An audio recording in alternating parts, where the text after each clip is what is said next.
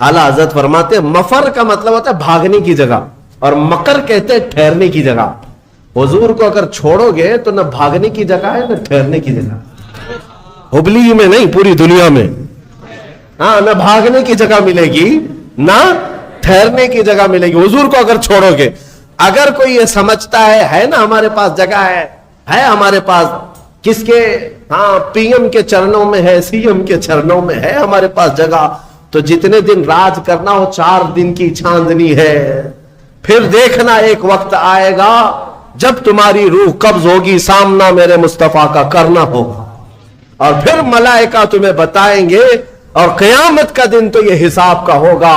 देखनी है हश्र में इज्जत रसूलुल्लाह, वहां किसी की नहीं चलने वाली, किसी की नहीं है। खलीलुल्लाह को भी हाजत रसूलुल्लाह। अजीज़ान गिरामी वक़ार, बखुदा खुदा का यही है दर, नहीं और कोई मफर मकर, जो वहां से हो यही आके हो, जो यहां नहीं तो वहां नहीं।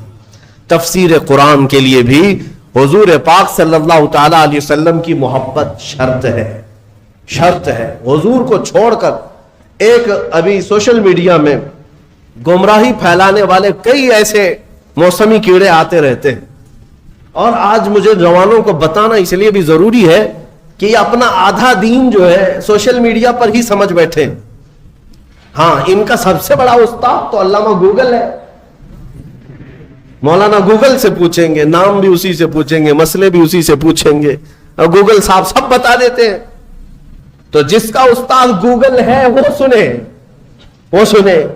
हर चीज इसमें जो आ जाती है वो सही नहीं होती। हाँ, शहद दिखाए जहर पिलाए, कातिल डाइन शोहर कुछ, इस मुर्दार पे क्या ललचाना, दुनिया देखी भारी। आला हज़रत ने इसकी बहुत पहले तशरीह कर दी थी। ये वो दुनिया है जो तुम्हें शहद दिखाती है और जहर पिलाती है। कुछ लोग ऐसे आए हुए हैं उसमें।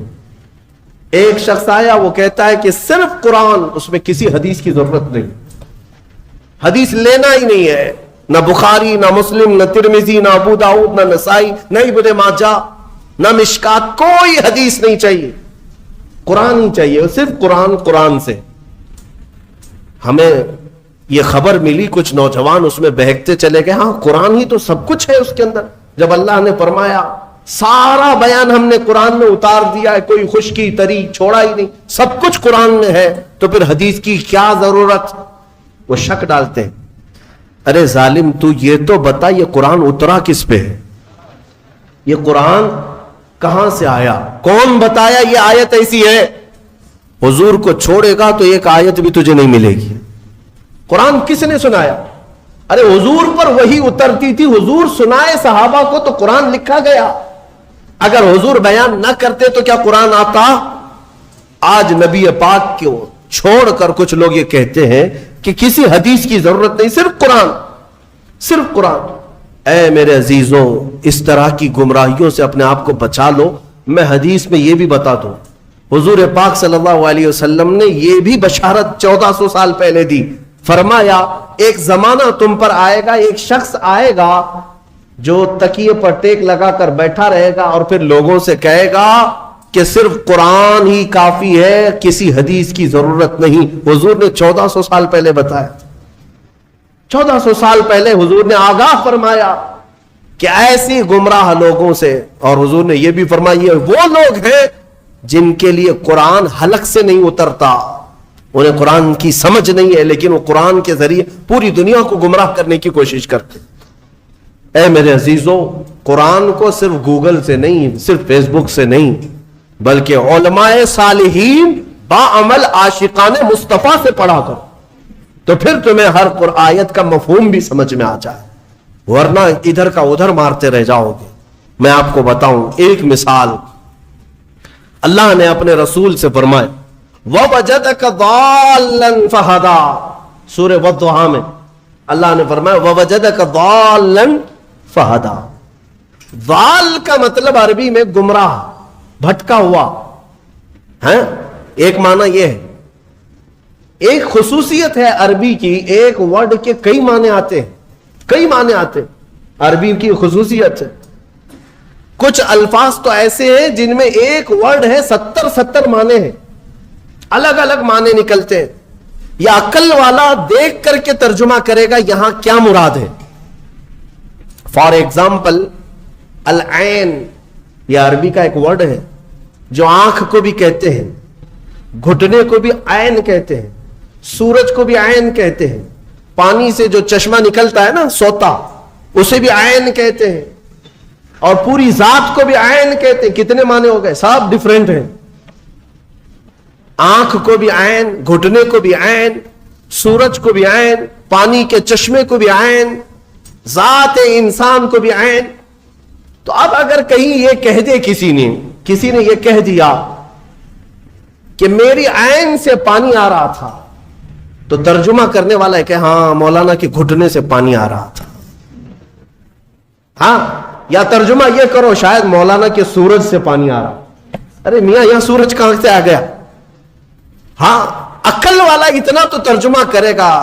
اگر یہ کہہ رہے میری عین سے پانی آ رہا تھا تو شاید ان کی آنکھ سے پانی آ رہا. سمجھ میں آیا؟ ہاں، اتنی تو سمجھ ماشاءاللہ ہمارا مجمع رکھتا ہے. اگر میں ایک جملہ کہہ دوں تو ترجمہ آپ خود ہی کر لیں گے. مثال کے طور پر اگر میں یہ کہہ دوں عربی میں کہ آج عین 6:30 بجے نکل گیا، تو آپ ترجمہ کیا کریں گے؟ مولانا کا گھٹنا 6:30 بجے نکل گیا. یہ کریں گے؟ آپ کیا کریں گے؟ سچ بتاؤ. سورج. الحمدللہ، یہ عقل ہے، یہ اتنی سمجھ ہے کہ سورج آج 6:30 بجے نکل گیا، یہ مطلب ہے. لیکن آؤ، جس کی مت ماری جاتی ہے، جس کے اندر عشق مصطفیٰ نہ ہو، کوڑ ہو، وہ ایسی ترجمے کرتا ہے. ضال کا مطلب ہوتا ہے راستہ چھوڑا ہوا، بھٹکا ہوا. لیکن کچھ اچھے معنی بھی آتے ہیں اس کے، کچھ اچھے معنی بھی آتے ہیں. لیکن اچھے مکھی کو کہاں نظر آتے ہیں؟ وہ جسم میں جہاں زخم ہوگا وہیں بیٹھے گی نا. زخم جہاں دیکھتی وہاں بیٹھے گی، کیونکہ مکھی کو پیپ پینے کا شوق ہے، خون پینے کا شوق. اچھی جگہ نہیں بیٹھتی. بہرحال بلا تشبیہ و بلا تمثیل، حضور پاک صلی اللہ علیہ وسلم کو جب اللہ نے فرمایا وَوَجَدَكَ ضَالًّا فَهَدَىٰ، اے محبوب ہم نے آپ کو ضال پایا. تو کچھ لوگوں نے یہاں یہ تیر مار دیا، اے رسول ہم نے آپ کو بھٹکا ہوا پایا تو اب ہدایت دے دیا، آپ کو گمراہ پایا تو ہدایت دے دیا. ظالموں، اگر رسول ہی گمراہ ہے تو پھر امت کو کیا ہدایت دے؟ وہ خود بھٹکے ہوئے اگر تھے تمہارے ترجمے کے حساب سے.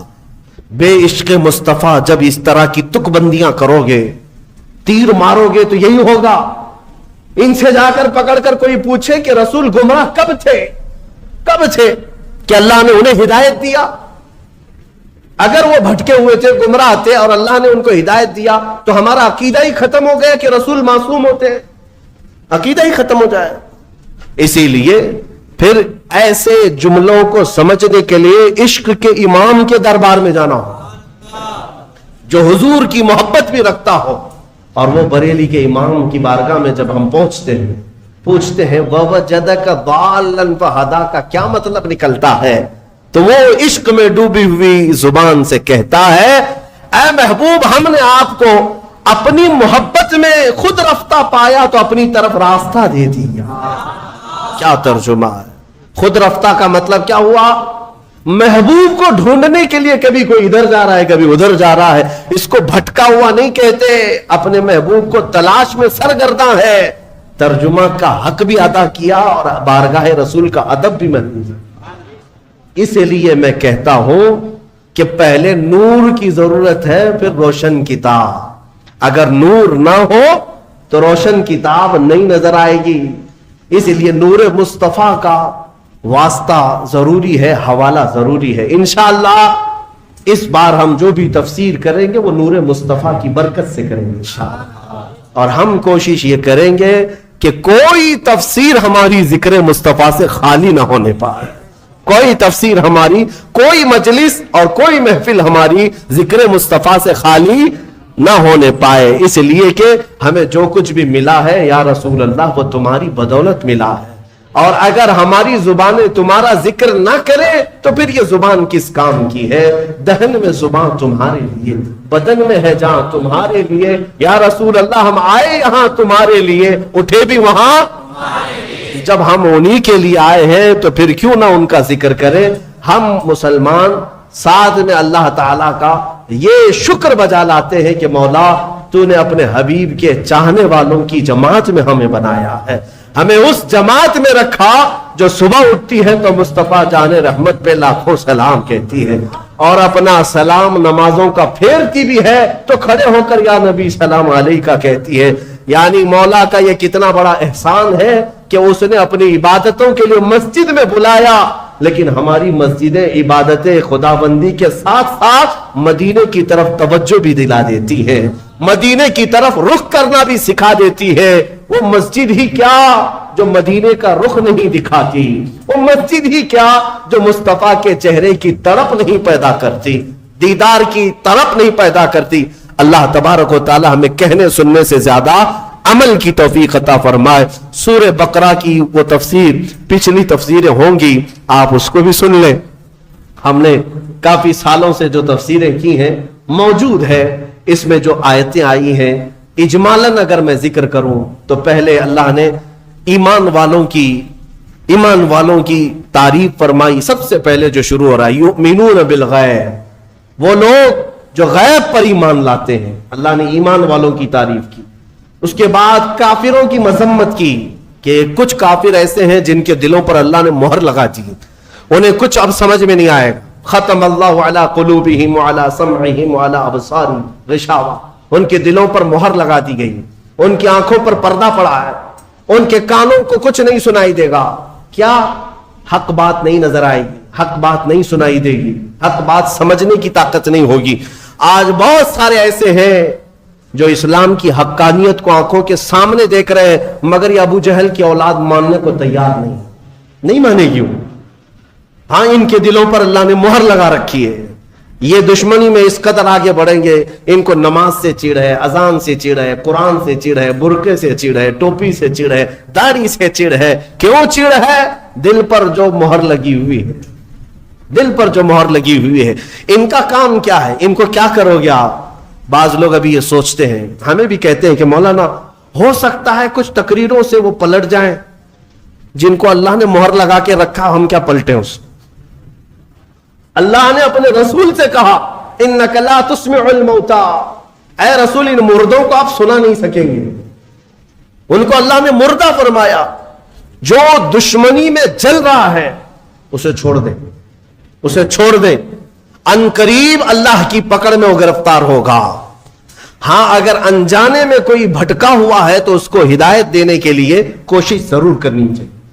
تو جن کے دلوں پر مہر لگا ہے ان کا کوئی سروکار نہیں, نہ قرآن سے, نہ حدیث سے, نہ ہماری تقریروں سے, نہ نماز سے.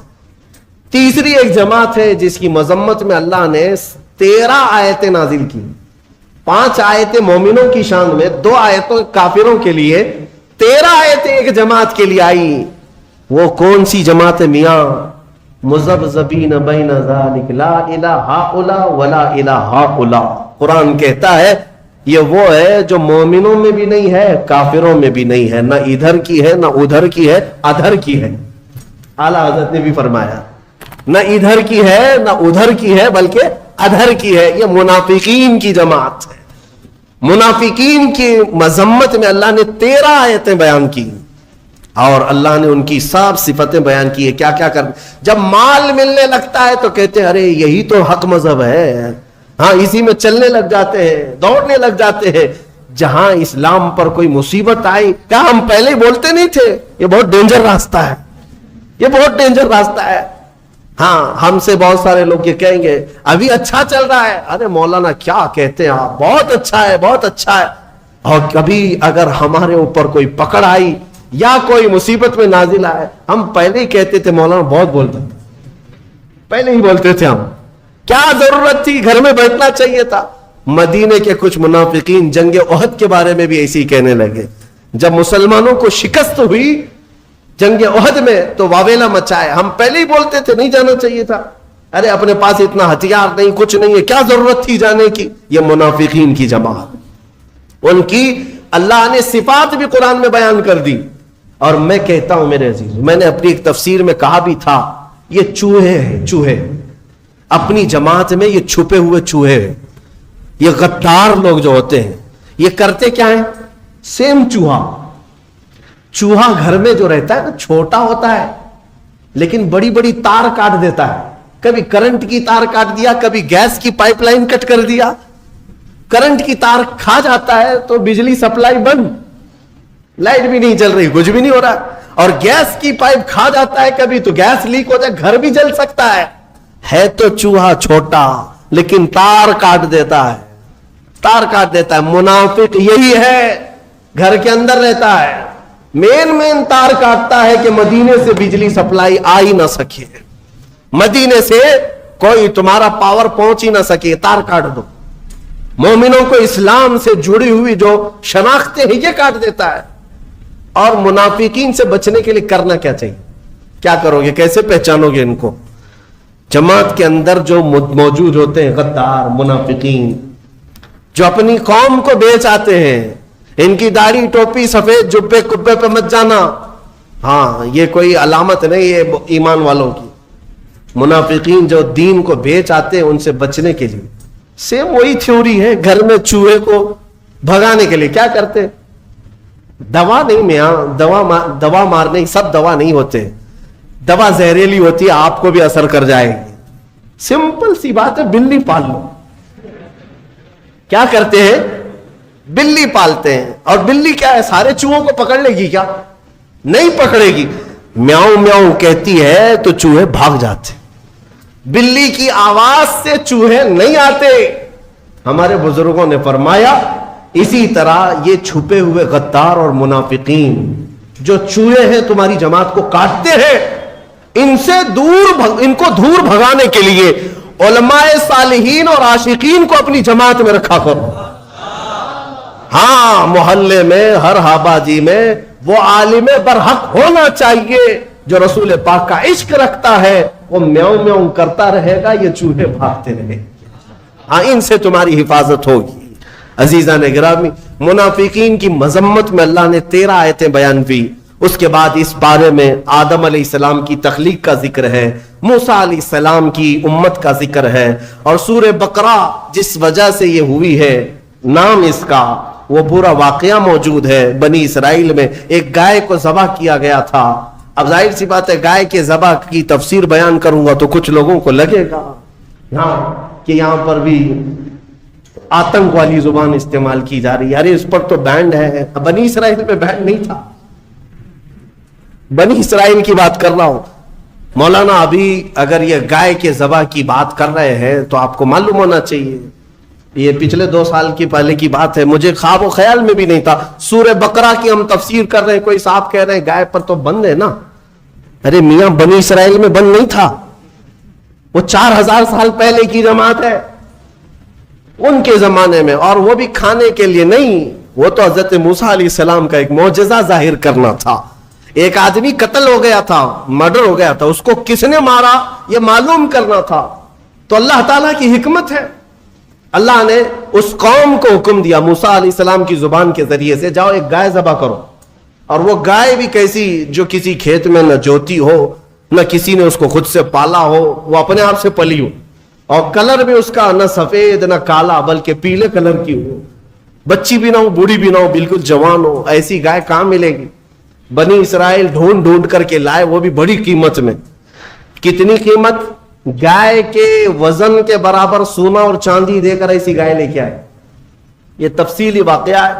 اس گائے کو ذبح کر کے اس کی دم لے کر وہ مرے ہوئے آدمی کو مارا گیا, وہ زندہ ہو گیا, اور اس نے بتایا مجھے کس نے قتل کیا, میرے چچیرے بھائی نے مجھے مارا مال کی لالچ میں, اور وہ زندہ ہوا, بتایا اپنے قاتل کو, اور پھر مر گیا. بس اتنا کام تھا. یہ جو پورا واقعہ ہوا ہے اسی کا ذکر اس پارے میں آیا, جس کی وجہ سے اس سورے کا نام سورہ بقرہ رکھا گیا ہے. سورہ بقرہ, بکرا نہیں, بکرا جو ہے یہ مینڈے دمبے کو کہتے ہیں, بقرہ ہے, بقرہ گائے کو کہتے ہیں. اللہ تبارک و تعالیٰ اس سورے کی برکتیں ہم سب کو عطا فرمائے. قرآن کو صحیح سمجھ کر پڑھنے کی توفیق عطا فرمائے. تلاوت کے آداب, تفسیر کے آداب ملحوظ رکھنے کی ہمیں توفیق عطا فرمائے. مولا اس رمضان کو ہم سب کے لیے برکتوں اور رحمتوں والا بنا دے, ہماری بخشش اور مغفرت کا سبب بنا دے. وآخر دعوانا ان الحمد للہ رب العالمین.